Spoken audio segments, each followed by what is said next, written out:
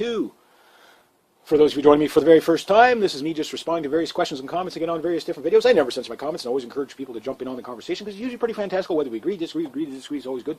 Today's date is the 14th of June, 2016. I'll just jump right into it. But first I got to tell you, it's really quiet around the house today because my dog, she's getting her operation done.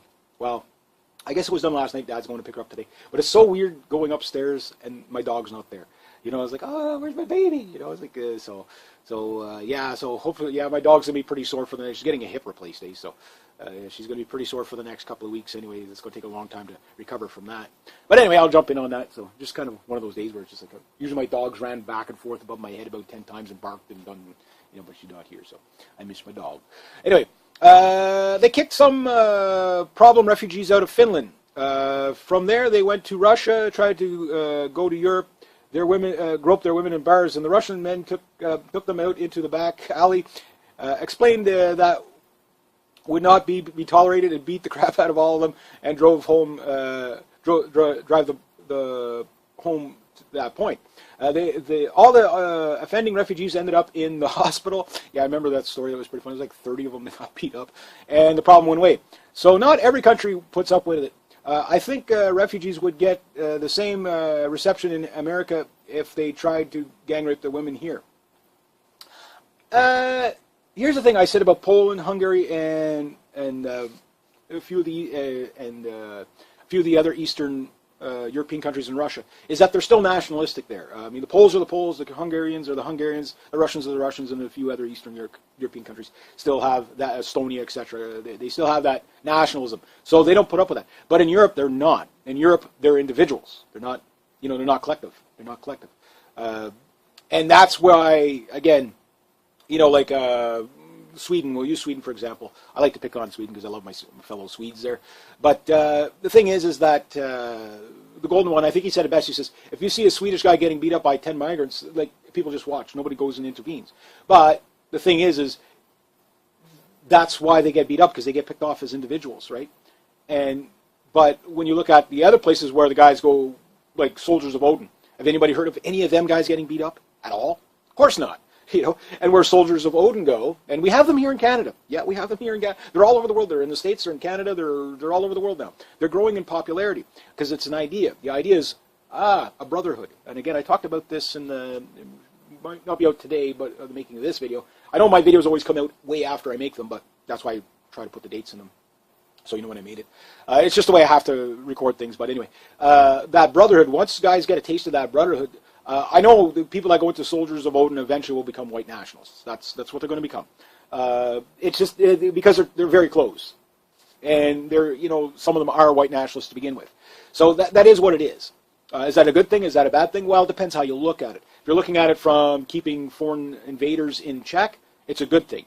If you're looking at it as it can get out of control, well, you know, the jury's out, right? So we'll have to wait and see. But I think you're going to see that anyway. I think you're going to, like, this is what the EDL is, a brotherhood. Yeah, now there's some women in there, sure. Britain First is a brotherhood. Pegida is a brotherhood. And the thing is these are new things where people have forsake the individual for the collective.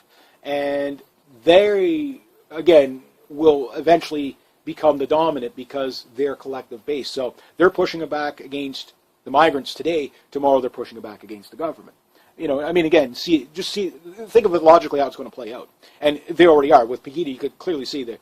I mean, forget the name of the party in Germany there. The lady runs it. Almost all the far-right parties now are what they call far-right, which are really upper nationalistic left, are run by women.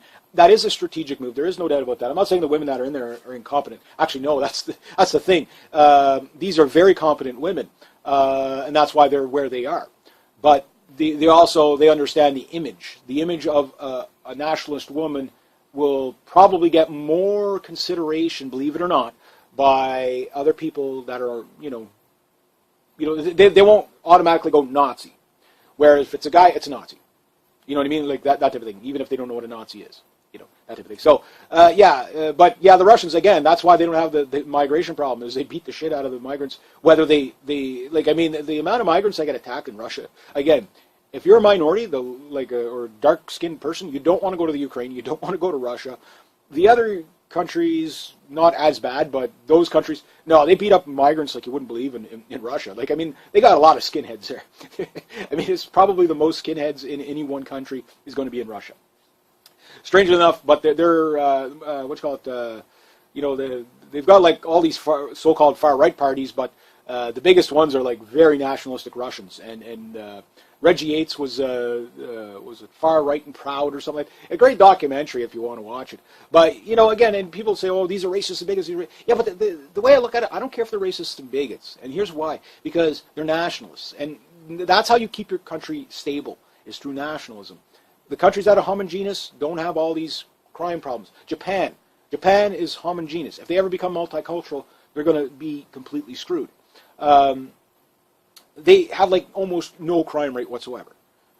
Iceland and Greenland, I don't know which one's the more goody two-shoes between the two.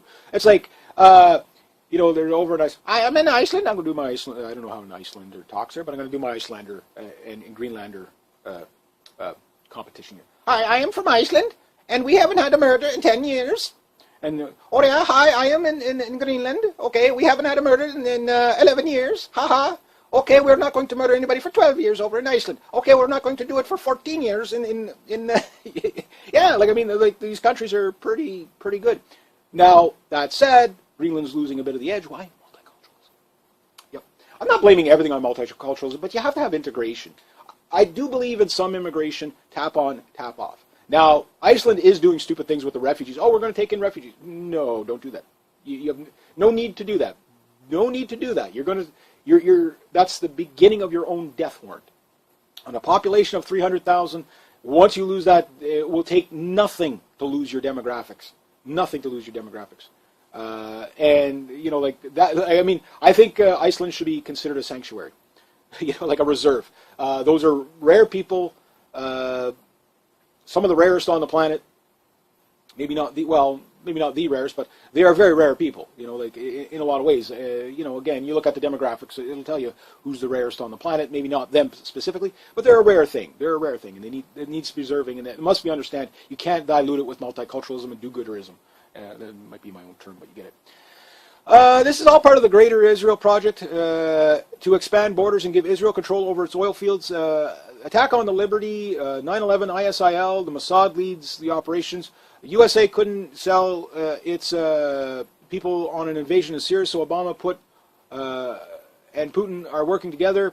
Looks into the Samson option. If Israel interests are not met, they will use this. Yeah, the Samson option says if you don't defend us, we're going to nuke you. Now, that won't work out well for Israel. Number one, if Israel was to try to nuke the United States or the UK or whatever, or Great Britain, yeah, they would be wiped off the map instantaneously. So the Samson option is bad. I mean, what makes it bad is the fact that they're willing to kill 33 or 34 Americans for everyone Israeli. So they've already war gamed and said, you're gonna defend us to this point. That's the Samson option. I have to do. I will be doing a video on it at some point. But anyway, you get the idea. I got two more here. I'll do these two more. All right, Reg, again, outstanding WW3 on your updates. I have a question for you. As a soldier myself, we feel in the air something bad is in the air. Do you think the war wall will erupt this year? My personal idea, Putin is basically saying the world is bad and Russia is good, when from history they've tried it before. Who do you think this agenda is, U.S. or Russia, or how would the war turn out in the end? Wheats, the end games. Thanks, pal. Well, it's. I never give dates and times because we don't know. All I can say is this is the trend, right? And the thing is that if anything, and again, I don't know how much Putin is in on this. Obviously, he's benefiting. I mean, the military, you know, they're going to milk it. They're not stupid enough to. Again, if anybody's going to fire the first shot, it would have to be something very spectacular for Russia to fire the first shot. They're not that stupid. It's not because they can't take it. It's just because I was watching a video last night, and I don't know who put it up. It's one of those, you know, digital Microsoft voices or whatever, talking about Russian people living in the United States. You know, as a kind of a plea, don't provoke the bear because the Russian people are willing to go that far. They will destroy them. They'll leave it as a radioactive heap of rubble. Even if they lose themselves, they don't care. They'll take you with them. That's the whole point I'm making, is like, people that think, oh yeah, well, we're going to win. Yeah, there's 5 people left on the planet. You didn't win nothing. And the thing is like, already in that default mindset of win-lose, well, shouldn't you be in the mindset of, let's not get into this in the first place? You know what I mean? But yeah, it's going to happen when it's going to happen. I can't give you a date and time, unfortunately. And it's just, I think it's going to be like a Kursk-style incident, or you can now say the Turkish incident, which I refer to, the Su-24, where it's going to be something like that. But the only thing I think that gets a response from Russia, a real response from Russia, is a direct attack on Russia. Everything else is provoke. I mean, you have B-52s doing bombing strange sea mine runs off the coast of Russia right now. An airplane that is really iconically a nuclear transport airplane, weapons transport airplane, right off the coast of Russia. There's, obviously that's provoking Russia. The build-up in Eastern Europe is provoking Russia. I think many of the Eastern Europeans understand that the world elites want the war to be in Eastern Europe. The idea is to wear down the Russian troops on the Eastern Europeans and then go in for the kill. But it's not going to work. The Russians aren't going to fall for that. That's why they haven't made the dash into Ukraine. But they also say, well, we can milk this. If we're under threat, then we can increase our military budget. And which is actually even worse, because now Russia has got a 70% modernized military. So if you think you're going to walk through that in a day, no. That type of thing. But you get the idea that they're just be prepared for anything. Like for me, and nothing against anybody that serves or anything like that. Obviously, I have great respect for you. A lot of people go into the military not realizing what's going on in the world politics, that type of thing. They don't understand that the armies are now geopolitical, and I get that. But once you know, it's like, if you take your first exit, you can. Why? Because they're going to get you killed for bankers' wars. So if you believe in that, fine. If you think that's honorable, fine. Go for it. But if you don't think it's honorable, then this is why the recruitments are so low. I mean, there's a lot of reasons why the recruitment's low. I mean, the gay, transgendered thing, and women in the military wasn't a big deal as the gays and the transgenders in the military and stuff like that, and all the political correctness. So the guys are just like, well, I'm not going to fight for that. There's no reason to fight for that, right? And so they're not signing up. So they want to bring in women. Okay, fine. They bring in the women. Okay, fine. But even at that, now you've got, again, if you look at the Chinese forces, there's no political correctness in that army at all. Same with the Russian forces. There's no political correctness there. It's get the job done. Now, I'm not saying the Americans don't have a good military. They have an excellent military. The problem is so do the Russians and the Chinese. Who's got slightly better what? You're splitting hairs there. Was a Tiger tank really that much better than a Sherman? You know what I mean? It was better in some ways, but a Sherman could kill a Tiger tank if it got the right shot on it, right? So you're not really looking at such quantum leap of a technology advantage over, especially in this day and age. We're not talking World War II weapons, which takes you 3 weeks to get tanks across the ocean, or what's called 12 hours to get bombers over a city. No, it doesn't take that anymore. Now they can be there in 15 minutes, half an hour, 45 minutes. The whole world could be completely smoking rubble in 15 to 20, an hour and a half max. The whole thing could be over in an hour. The slowest nuclear missiles, ICBMs, will take less than half an hour. The quickest ones, they're here in 15 minutes. So you get the idea. Like, it is just complete lunacy. But as far as being a soldier, when it's going to happen, I can't tell you that. And I don't want to even... All I say is just keep an eye on what it is. But the big one is the orders, just following orders. For the next Nuremberg trials, all these DHS agents and all that saying, well, we were just following orders. That's not going to work. You're traitors against your own people. If CIA guys, all those CIA spooks that are, giving weapons to ISIS, even if they don't hand it over directly, they set up the thing through the Saudis and all that to do this. It's very well tracked.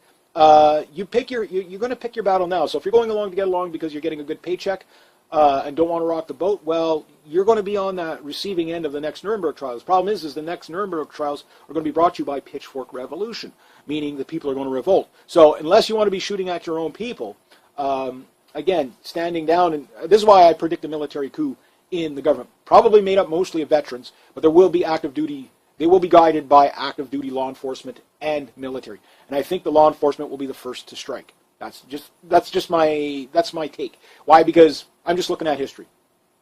The government, I used to play this game. I'll leave it on. I got one more comment, and then I'll leave it on that. I used to play this game called Tropico, and when you get to 20%, 26% approval rating Okay, and it was like SimCity, but it was like on a little island. You're like a Cuban dictator type of thing. And you can be a good guy, or you can be a bad guy, and whatever. You can do all these things for the people and whatever.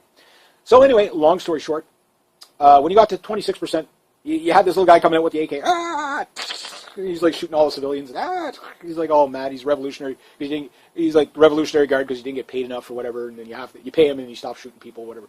But at some point, there's just too many that comes out and they just start burning things and trashing things. It's like it's a collapse of your civilization if you get too bad. And then at some point, you have to leave the island and it shows you in like a little boat. It's like, El Presidente, perhaps the people, they don't appreciate your genius of governance or something like that. It's pretty funny and you lose the game.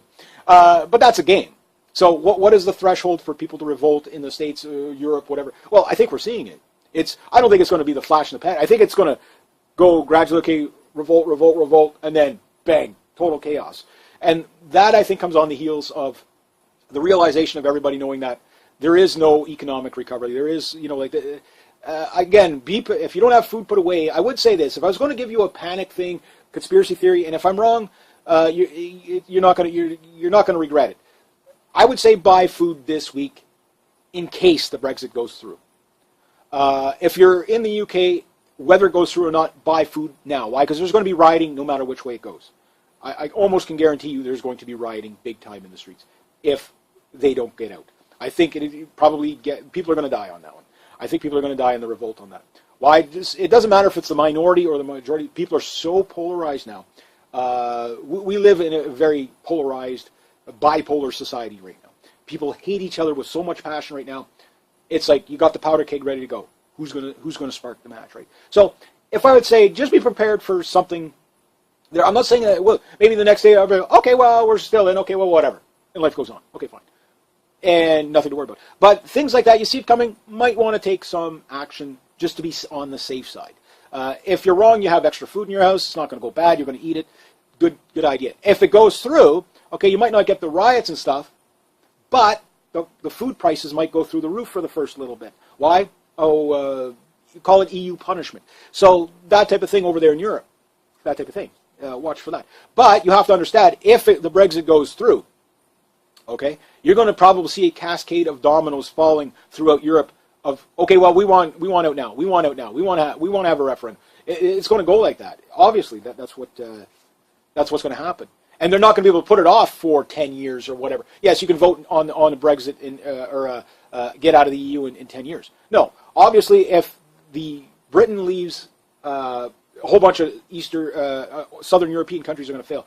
Portugal, Greece, Spain, Italy, all those places. They're going to fail. Why? Because the bailout money is now stopped. It's now going to divert to Germany, which Germany is going to be broke with all the migrants coming in. They brought in 1 million some migrants last year, which is just too many. It's just too many. And even at that, things are going to snap in Europe at some point. I think they're going to snap in Europe before they snap here, but we'll have to wait and see what happens. But be prepared for anything. But what do you do when they call you up to go and fight the Russians? What are you going to do? You know what I mean? Like, this is the thing. Yes, you should be preparing to fight the Russians in case the Russians ever do something stupid. But the thing is that the question you should be asking yourself, should I be in this military in the first place if we're provoking the Russians to do something stupid? You know what I mean? Like, this is the catch-22. All wars are bankers' wars. That's all you really need to know. And you're going to be going to war for Israel. Even against Russia. Trust me, it's a war. It's an Israeli war. The neocons follow the tune of Israel. Now, is Israel playing both sides? Israel plays many sides. The Israeli government does a lot of dirty things. Again, that's why it's hard to tell if Putin is in on this altogether. You know what I mean? I don't know myself. I really don't. But anyway, I'm going to leave it at about that. I'll just read this last one and then call it a day for now. They say that the engine for 206 was in a museum, but I assure you, my friend, that it is not. It was stored in the UK, and how I know that is if you are going to go onto YouTube channel S&S turbines. They have the Iroquois engine.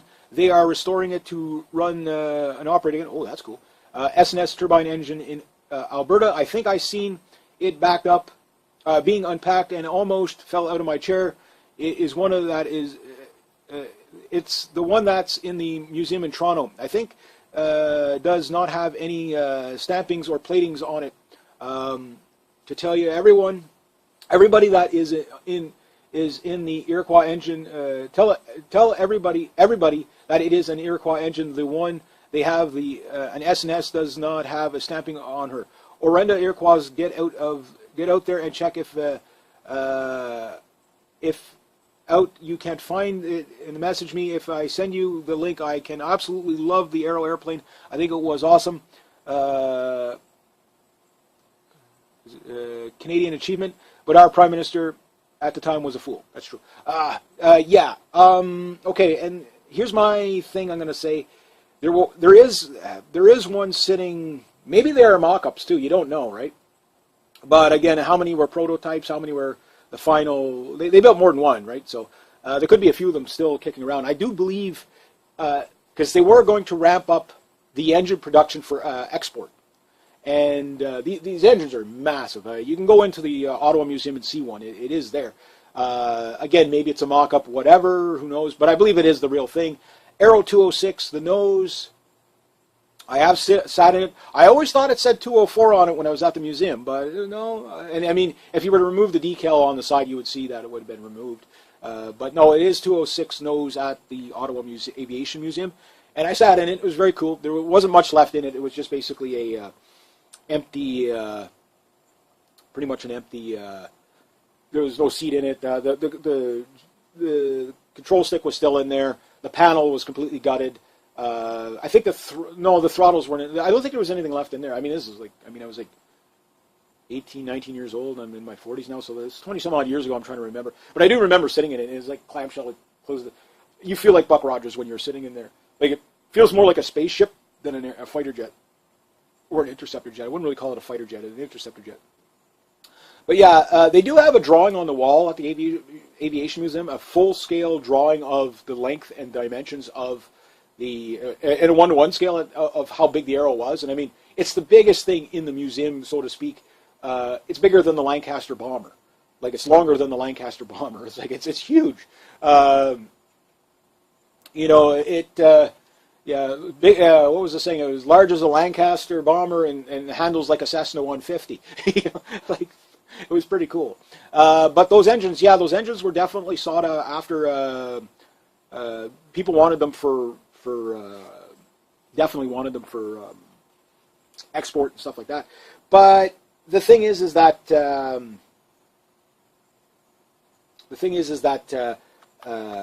yeah, how many engines did they actually make? I don't know. They still find stuff in Lake Ontario from the Aero program still to this day. So a lot of stuff was tested.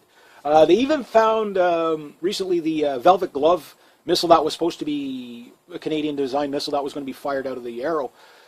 They found a few things from that test program. It was a side program too, right? And then, of course, the engine program, well, yeah, those things. I mean, even today's technology, they were pretty powerful engines, 30-some-odd thousand pounds of thrust. You can imagine taking that same engine, refining it to today's design, how much more powerful, probably smaller and lighter would be. But just think of the scale. How much more power can you get out of that scale? And an Arrow this size, okay, 85 feet long with the pitot tube. I think it was 78 or 79 feet all together. Okay, so we got this big airplane, 48 or 50 feet wide, 85 feet long, 25 foot high at the tail. Just a big, big airplane. And, you know, only Canadians would build something that big, right? But everything you needed in it. What could you fit in a modernized Arrow now? How much more power would you get out of the same size engines, nacelles? Like, I mean, they were like 4-foot engine nacelles. Like, it was a big airplane. I mean, just the size of the nose of the thing gives you the you know, like the sensation of how big it was.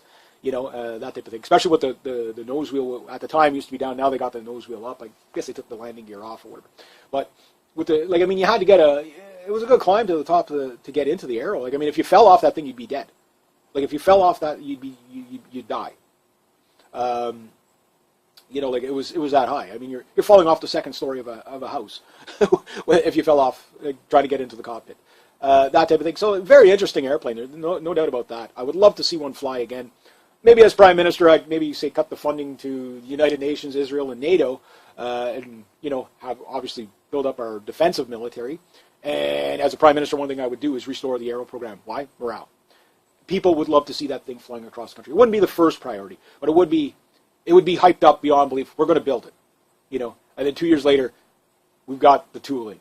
You know, I mean, take care of the people first, because these things, yes, you do have to have the restoration of heritage. That's one thing as a prime minister I would do. I mean, I say that as a hypothetical in my utopian system, is putting, again, because most people in Canada have no idea about Canadian history. They think our Canadian history is 40 years of multiculturalism. It's completely ridiculous. And I think when you understand the history of the country, you'll respect it 10 times more. This is said for any country. But the achievement that the Arrow was, what it would ignite is the passion for people to want that in their government again. Okay, well, rather than having all these social welfare programs, how about we have an Arrow 2.0 program? Okay, and get some skilled workers. Oh, it's like, okay, I want to take a social justice course. I want to take that. What's that flying by? Oh my God, it's... you want to sign up for the social justice course? No. Mechanical engineering. Aeronautical engineering. I want to go to the moon. You know what I mean? Again, NASA benefited greatly from the Arrow company. Sure, Avro Arrow was a British company per se, but it was the Canadian branch, and Avro, however you want to say it, decided, yeah, well, Canada, you do your little thing. Go ahead and make your airplane. Make your airplane. All designed by Canadians. So yeah, the only thing, we only have a few aerospace industries left in Canada. Bombardier is one of them, but they don't really do much military stuff. It's only when contracts come in. There's another one out west. I can't remember what it is, but it's probably a General Electric, or Alberta Aeronautical, or I can't remember what the name of it is. But anyway, they're out there. And then you've got like Do Engineering for Department of Defense.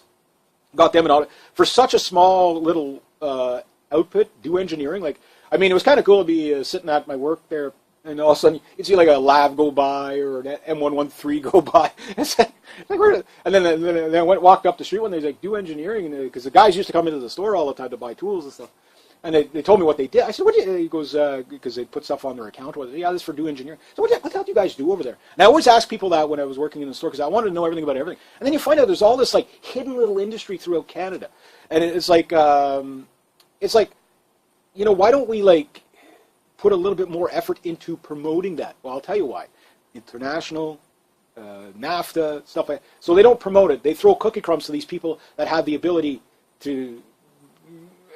Again, if we had a nationalist country, these companies would not only be well funded, they would have a lot of employees. You would have a lot of really well funded employees, meaning people would get very, very rich, rather than sending all our jobs to Mexico. I mean, Bombardier taking public money to build this new airplane, $7 billion or something like that, $4 billion, $7 billion, and then having all these jobs in the other countries, completely obscene.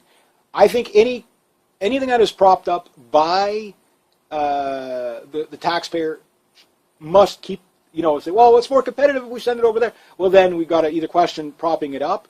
I question propping up Air Canada. I'm not sure I would want to actually scrap propping up our own stuff. But what I would say is, if you're going to outsource it, insource and outsource the jobs, then no, get rid of it.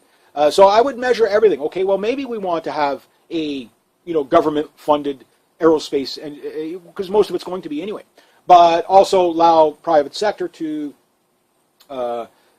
compete inside the country. Sure, okay, so you can put it in a Make Works project, that type of thing, like the shipbuilding program. I think the shipbuilding program that Trudeau's going to be canceling, I think that's what he said he was going to do, was a great idea under the Harper Plan. Okay, it's going to take us forever to get these ships, there's no doubt about that, but at the end of the day too, I'm going to have to wrap this up. They're built in our country. It's the same thing with the Arrow program. The money is still circulating in our country, meaning we don't have to keep printing more money. It helps for the velocity of money in the country.